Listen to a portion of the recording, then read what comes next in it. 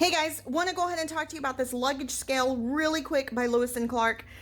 There is nothing worse than preparing for a vacation and you have your suitcase and you are just not really sure if you're going to hit that 40-pound marker or 50-pound marker that they're requesting or that they're requiring.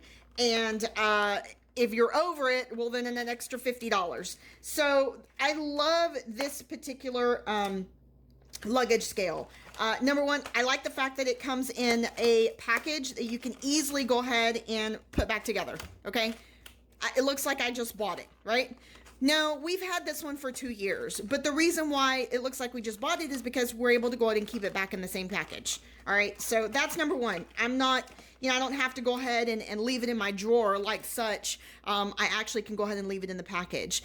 This one here, goes ahead and it actually gives you a measuring tape on the bottom. So if you, again, are traveling and you need to stay within a certain measurement, you can actually go ahead and pull out your measuring tape, and you can actually measure your luggage. All right. I mean, they thought of it. That's like fantastic.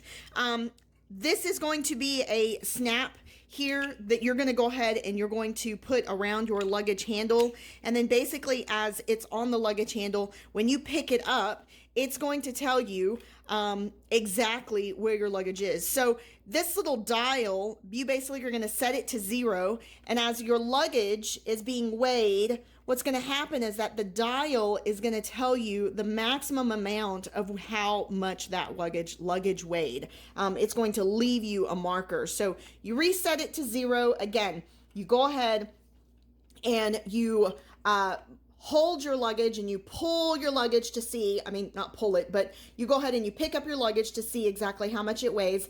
And I am pulling it with my hand, which is why I said pull.